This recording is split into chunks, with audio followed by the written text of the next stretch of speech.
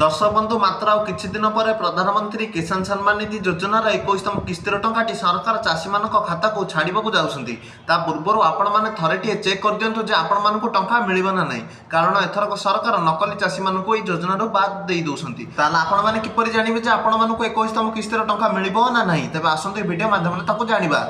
तेज आपण मैंने Google Chrome रे पीएम किसान लिखि सर्च करदे। सभा प्रथम जो पीएम किसान सम्मान निधि योजना नेली कर लेखाई आसो, आपण मैंने क्लिक करदे।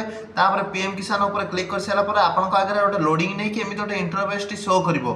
सेठी इंटरफेस एमती किसी शो करिवो। तापर आपण मैंने तळकु तळकु स्क्रॉल डाउन करिवे। तळकु तळकु स्क्रॉल कला परे आपण मानकु सेठी गोटे ऑप्शन देखैबो जे नेली कलर रे कला अक्षर लिखा जाइथबो जे बेनिफिशियरी लिस्ट। आपण मैंने ता ऊपर क्लिक करदे। क्लिक कर सारा पर लोडिंग नबो। तापर किछि एमती गोटे देखैबो जे स्टेट टिको आपण मैंने चूज करंतु। आपण माने स्टेट ऊपर क्लिक करी तळकु तळकु जाई कि आपण मानको राज्य अर्थात आम ओडिशा टिको चूज करदेबे। तापर अर्थात डिस्ट्रिक्ट को लिखिबो जे चूज करियाको आपण माने डिस्ट्रिक्ट ऊपर क्लिक करी आपण माने जो जिल्ला रे बास करंती से जिल्ला टिको आपण माने एठी चिन्हट कर देबे।